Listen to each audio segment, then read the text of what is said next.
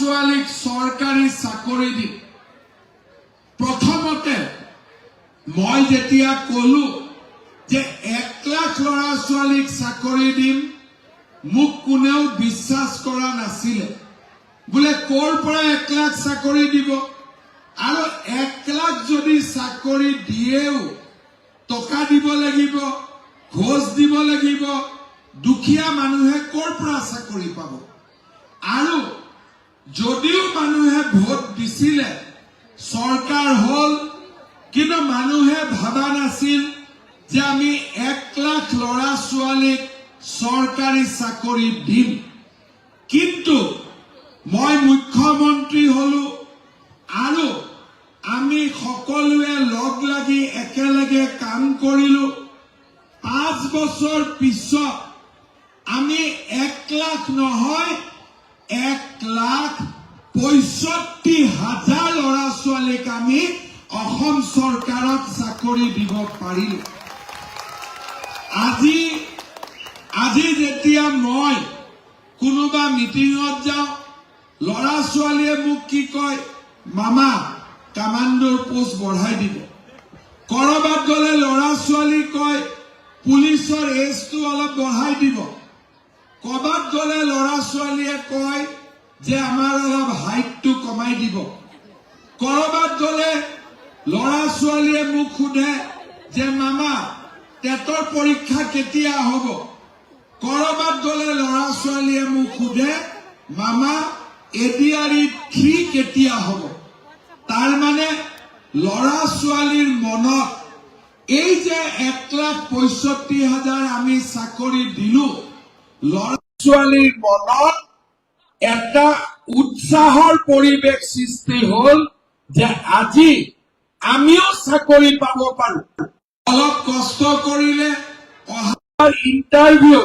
আমাৰো নাম আহিব পাৰে আৰু সেই কাৰণে এইবাৰ মই অসমৰ ৰাইজক প্ৰতিশ্ৰুতি দিছো যে এইবাৰ যেতিয়া আমাৰ চৰকাৰ আহিব আমি যোৱাবাৰ কৈছিলো 1 লাখ চাকৰি দিম এইবাৰ মই আপোনালোকক কৈছো যে আমি 2 লাখ ল'ৰা ছোৱালীক চৰকাৰী চাকৰি দিম পুলিচৰ চাকৰি ওলাব শিক্ষকৰ চাকৰি ওলাব এডিআৰই হ'ব আমি 2 লাখ ল'ৰা ছোৱালীক এইবাৰ চৰকাৰী চাকৰি দিম তাৰ মানে আপোনালোকে চিন্তা কৰক যোৱাবাৰ 1,65,000 এইবাৰ 2 লাখ টোটেল কিমান হ'ব 3,65,000 আগতে কোনোবা মুখ্যমন্ত্ৰীৰ দিনত এনেকে ল'ৰা ছোৱালীয়ে চাকৰি পাইছিলে নেকি আগতে আপোনালোকে শুনিছিলে নেকি যে এনেকে লাখে লাখে চাকৰি দিব পাৰে আগত হোৱা নাছিল কিন্তু আমি কৰি দেখুৱালো আৰু আমি কৰিম আমাক কি লাগে আপোনালোকৰ আশীৰ্বাদ লাগে তামুলপুৰ সিটত বিশ্বজিৎ দৈমাৰীক আপোনালোকে জিকাই দিব লাগে জিকাই দিবনে নিজিকাই আপোনালোকে জিকাবনে নিজিকাব আপোনালোকে যোৱাবাৰ ইলেকশ্যনত মই মহিলাসকলক কৈছিলো যে আমাক ভোট দিয়ক মাইক্ৰ ফাইনেন্সৰ লোন আমি ৰেহাই দিম আৰু মই কি কৈছিলো যে মাতৃসকল আপোনালোকে আমাক ভোট দিয়ক আমি আপোনালোকক সহায় কৰিম যেতিয়া আমি লাখপতি বাইদেউৰ ফৰ্ম দিলো আমি ফৰ্ম বিতৰণ কৰিলো মানুহে কৈছিলে যে কৰ পৰা সিএমএ টকা দিব চৰকাৰটো ধাৰত পুতকাই গৈ আছে মহিলাসকলে মাজে মাজে মোক খুদে মামা 10,000 কেতিয়া সোমাব তাৰমানে অলপ ভয় লাগি আছিলে যে টকাটো পাম নে নাপাম আজি এতিয়া আপোনালোকে কওক 10,000 পালে নে নাই সকলোৱে পালে নে নাই কোনে কোনে পালে হাত দাঙকচোন বঢ়িয়া 10,000 লগত আৰু এটা যে 10,000 অনুমোদন দিলো সেইটো পালে নে নাই আপোনালোকে পালে এতিয়া পোৱাটোতো পালো কিন্তু পিছৰ কথা কলেতো নহব, আগত আৰু কি পাম সেইটোহে সবচে ডাঙৰ কথা। এইবাৰ মই আপোনালোকক প্ৰতিশ্ৰুতি দিছো, এইবাৰ মহিলাসকলক মই 25,000 টকাকৈ নতুনকৈ দিম। ভাল হবনে বেয়া হব? কাক কাক লাগে 25,000? হাত দাবকচোন চবকে লাগে। আৰু মামাই দিম বুলি কলে দিব নে নিদিব? দিব নে নিদিব? পাক্কা দিব? দিবই লাগিব, ঠিক আছে। কিন্তু কিছুমান মহিলাই অলপ দুখ কৰি আছে, কিয় অৰুণোদয়ৰ নামটো ওলোৱা নাই, হয়নে? কোনে কোনে অৰুণোদয় পোৱা নাই হাতখন দাবকচোন। অলপ দুখ লাগি আছে নে নাই? 9,000টো পোৱা নাই বুলি আছে, দুখ লাগি আছে। তেতিয়াহলে আজি মই আপোনালোকক কৈ থৈ গলো, তামুলপুৰ সমষ্টিৰ কাৰণে মই আৰু 10,000 মহিলাক অৰুণোদয় আঁচনি দিম। হব? 10,000 নোপোৱা মহিলা ইমান নাইয়ে, নোপোৱা 3-4,000 নোপোৱা আছে। তথাপিতো মই হিচাপ কৰিছো, আকৌ বিয়া হৈ নতুন বোৱাৰী বিলাক আহিব নহয়, সেইকাৰণে 3,000 দিলেও হয়, কিন্তু মই 10,000 দি দিছো। হব? আৰু নতুন এটা কাম আছে, কাবাৰ পৰিয়াল ডাঙৰ হোৱাৰ পিছতো ৰেচন কাৰ্ড এখন আছে কাৰণে অৰুণোদয় এখন পাই আছে। মোক কিছুমান মহিলাই সোধে, মামা ৰেচন কাৰ্ডখন ফালি দিবিও। মই বোলো ৰেচন কাৰ্ডখন কিয় ফালিব লাগে? বোলো ঘৰখন একে হৈ আছে, ভালহে কথা, কিয় ৰেচন কাৰ্ডখন ফালিব লাগে? পিছত মই বুজিলো যে ৰেচন কাৰ্ডখন নাফালিলে অৰুণোদয় নাপায়, হয়নে? সেইকাৰণে আপোনালোকক এইবাৰ 10,000 নতুনকৈ অৰুণোদয়ো দিম আৰু ৰেচন কাৰ্ডখনো ফালি লবৰ কাৰণে সুবিধা কৰি দিম। ভাল হব নে বেয়া হব? ভাল হব। কি কি দিলো মই? 2 লাখ চৰকাৰী চাকৰি, 10,000 আগত দিলো, এইবাৰ পাব কিমান পাব? কিমান পাব? এইবাৰ পাব 25,000। লগতে তামুলপুৰ সমষ্টি, বাগানপাৰা, দৰঙাজুলি, গৈবাৰীৰ মাজত নতুনকৈ 10,000 অৰুণোদয়। ভাল হব? হবনে নহব? ভাল নহলে নিদিও, আকৌ ভাল নহলে বেয়া বস্তুটো দিলে বেয়া হব। ভাল হবনে বেয়া হব? ভাল বস্তুহে দিব লাগিব, বেয়া বস্তু দি লাভ নাই, হয় নে নহয়? কংগ্ৰেছে আগত বেয়া বস্তু দিছিলে, এই ধুতি, লুঙি, সূতা, আঁঠুৱা, হয় নে নহয়? আমি ভাল বস্তু দি আছো। এতিয়া আপোনালোকক মোদী ডাঙৰীয়াই বিনা পইচাত চাউল দিলে, দিলে নে নাই? 100 টকাত আমি কি দিলো? দালি, নিমখ আৰু চেনি, হয়নে? সিদিনাখন আপোনালোকে মোক কি কৈছিলে? আপোনালোকক আৰু কিবা এটা লাগে বুলি কৈছিলে। কি লাগে আপোনালোকক আৰু? এইবাৰ আপোনালোকক চাউল, দালি, নিমখ, চেনিৰ লগত মিঠাতেলো আমি যোগ কৰি দিম। ভাল হব নে বেয়া হব? ভাল হব। মহিলাসকলৰ কোনো চিন্তা নাই, মাহত অৰুণোদয় পালো, উদ্যমিতাৰ টকা পালো, পাকঘৰত চাউল, দালি, নিমখ, তেলৰ কাৰণে চিন্তা নাই। কিন্তু এটা চিন্তা এতিয়াও আছে, সেইটো হল কি? লৰা ছোৱালী ডাঙৰ হলেতো পঢ়ুৱাব লাগে। কোনোবাই BEd পঢ়িব খোজে, পইচা ক'ত? কোনোবাই গুৱাহাটীত যাই পঢ়িব খোজে, পইচা ক'ত? কোনোবাই আমাৰ বোলে ACS ট্ৰেইনিং লব লাগে, পইচা ক'ত? সেইকাৰণে এইবাৰ আমি ঠিক কৰিছো যে আমাৰ চৰকাৰ হলে এইবাৰৰ পৰা লৰা ছোৱালী মানে মোৰ ভাগিন বিলাক, এই ভাগিন বিলাকৰ পঢ়া শুনাৰ খৰচা কোনো মাক বাপেকে ল'ব নালাগে, সব মামাই ল'ব। হোষ্টেলত পইচা দিয়া, ইউনিভাৰ্চিটিত এডমিশ্যন দিয়া, কিতাপ কিনা, চাইকেল কিনা, পেন কিনা, যিমান খৰচ আছে কোনে ল'ব? কোনে ল'ব? মামাই ল'ব। তাৰমানে মাক বাপেকৰ চিন্তা কমি গ'ল নে নাই? মাক বাপেকৰ চিন্তা কৰিবলগীয়া নাই। 2 লাখ চৰকাৰী চাকৰি পঢ়া শুনা কৰিলেহে পাব। দুখীয়া ল'ৰা ছোৱালীয়ে পইচা নাথাকিলে ক'ৰ পৰা পাব? সেইকাৰণে পঢ়া শুনাৰ দায়িত্বও এইবাৰ মামাৰ মূৰৰ ওপৰত। আৰু এটা কথা, আজি আমাৰ ইয়াতে বহুত যুৱক যুৱতী উপস্থিত আছে। চৰকাৰী চাকৰিটো 2 লাখ, কিন্তু নিবনুৱাটো আৰু বহুত বেছি। আমি বাকী ল'ৰা ছোৱালী বিলাকৰ কাৰণে কি কৰিম? যোৱা বছৰ আমি এটা স্কিম বনাইছিলো, মুখ্যমন্ত্ৰীৰ আত্মনিৰ্ভৰ অসম অভিযান। তাৰমানে এজন এজন ল'ৰাক আমি 2 লাখকৈ টকা দিছিলো। কিহৰ কাৰণে?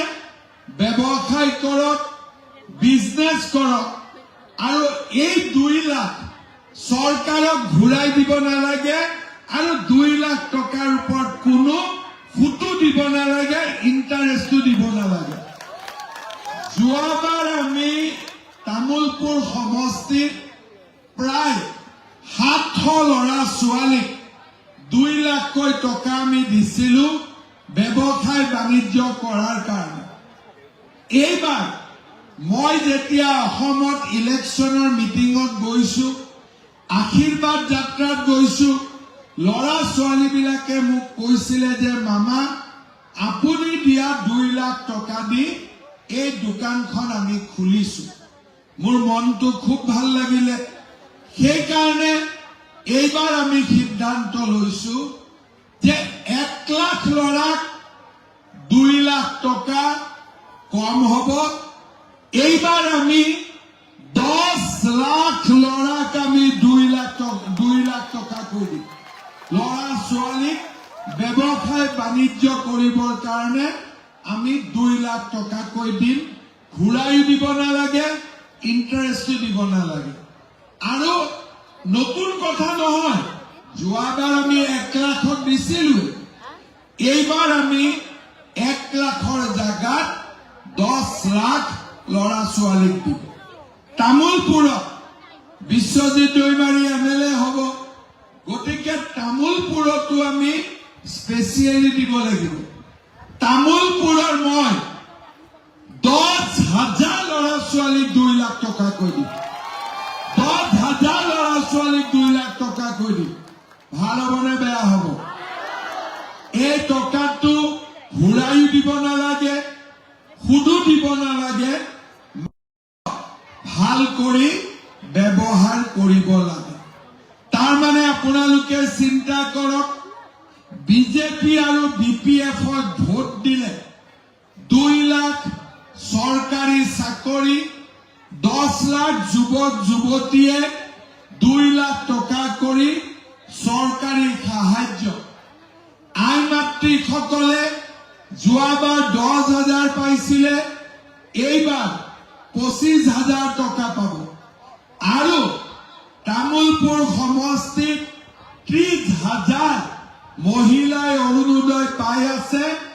নতুনকৈ আৰু 10,000 মহিলাই অৰুণোদয় পাব।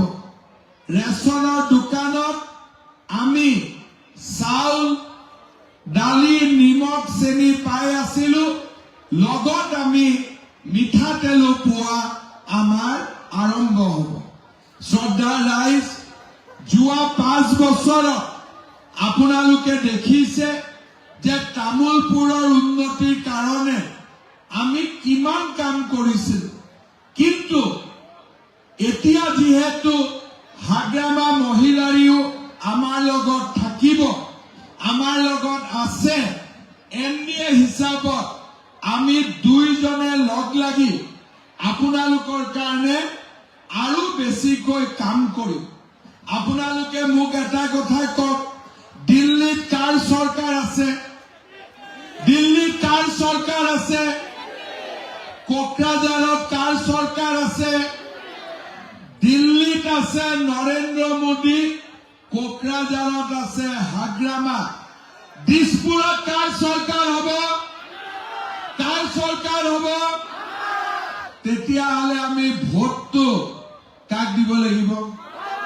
ভোটটো কাক দিব লাগিব? বেলেগ জায়গাত ভোটটো মাৰিলে লাভ হ'ব জানো?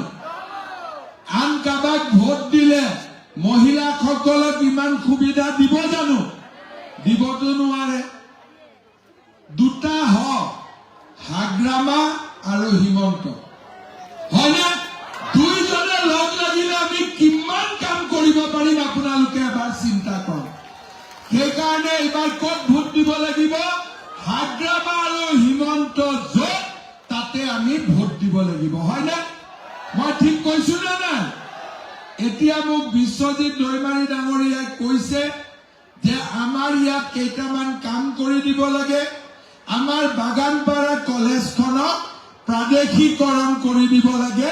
বিশ্বজিৎ দৈমাৰী ডাঙৰীয়াই মোক অনুৰোধ কৰিছে, মই প্ৰাদেশিকৰণ কৰি দিম, আজিয়ে কথা দিলো, হ'ব?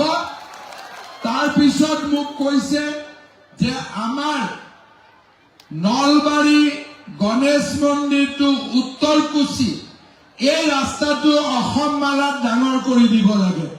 এই কামটো মই আপোনালোকক কৰি দিম, হ'ব? এইটো আপোনালোকৰ কামটো হৈ গ'ল। তাৰপিছত তেওঁলোকে মোক বিশ্বজিৎ দৈমাৰীয়ে কৈছে যে পাগলাদিয়া নদীৰ ওপৰত বাগানপাৰা গেৰুৱাটো পদ্ম আনন্দ বজাৰ, ইয়াৰ মাজত এখন দলং বনাই দিব লাগে। লাগিব নেকি আপোনালোকক? লাগিব? কাক কাক লাগিব হাত দাঙকচোন। আচ্ছা, তাহলে বনাবই লাগিব, হ'ব? তাৰপিছত মোক কৈছে পাগলাদিয়া নদীৰ পৰা চাৰাংজুলি টু পাহাৰপুৰ 11 কিলোমিটাৰৰ বাওঁফালে এটা ডাঙৰ মাথাউৰি বনাই দিব লাগে। লাগেনে? লাগে। উত্তৰকুচিত খোৱা পানী লাগে আৰু আমাৰ তামুলপুৰৰ বৰখদপা হাইস্কুলত অডিটৰিয়াম লাগে। বাগানপাৰা আউটপোষ্টত থানা লাগে। দক্ষিণ কুমাৰীকাটাটো নাগৰিজুলি ৰোড অসম মালাত বনাব লাগে। তামুলপুৰৰ পৰা ঘগ্ৰাপা ৰাস্তা অসম মালাত বনাব লাগে। কচুবাৰীৰ পৰা নাওকটা অসম মালাত বনাব লাগে। 164খন মাঝি থানত সহায় কৰিব লাগে আৰু ডাউলকুচিৰ পৰা আউখাৰী বডোলেণ্ড চকলৈ অসম মালাৰ ৰাস্তা বনাব লাগে।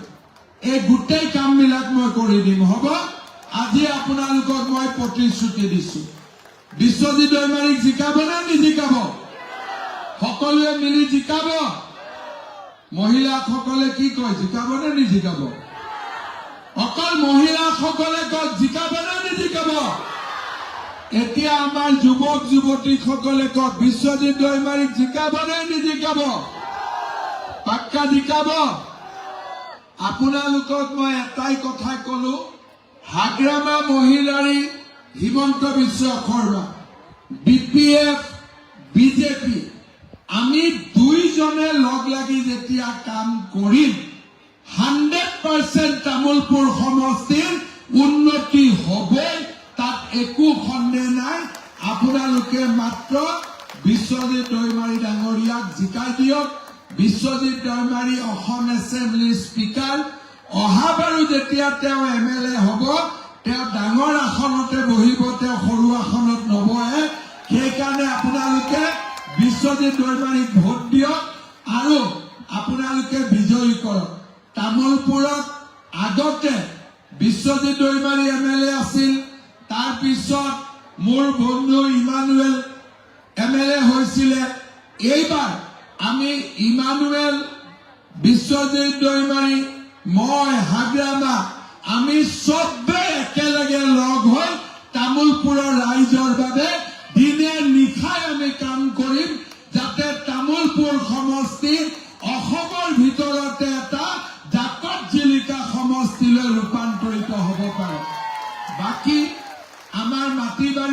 সমস্যা আছে, বাগানৰ মাটি লাগে, ভিজিআৰ পিজিআৰৰ মাটিৰ সমস্যা আছে।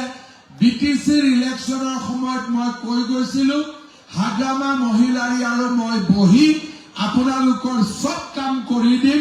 বিজিতে মোক সদায় কৈ থাকে আপোনালোকে একদম চিন্তা নকৰিব, আপোনালোকৰ কাম আমি কৰি দিম। পুনৰ এবাৰ এই বৰষুণৰ মাজতো আপোনালোক এনেকে আহি আমাৰ মিটিঙত অহাৰ কাৰণে আপোনালোকক বহুত বহুত ধন্যবাদ জনাইছো। মোৰ লগত সকলোৱে আকৌ এবাৰ একেলগে কব ভাৰত মাতা কি। ডাঙৰকৈ কব লাগিব সকলোৱে ৰাস্তাৰ পৰাও ভাৰত মাতা কি, ভাৰত মাতা কি। নৰেন্দ্ৰ মোদী হাগ্ৰামা মহিলাৰী বিশ্বজিৎ দৈমাৰী বিজেপি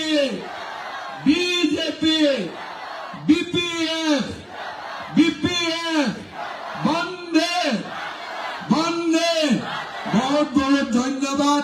জয় হিন্দ, জয় অসম। ছাৰলৈ বহুত বহুত ধন্যবাদ জনাইছোঁ। আৰু আজিৰ সভা আমি ইমানতে অন্ত পৰা বুলি ঘোষণা কৰিছোঁ।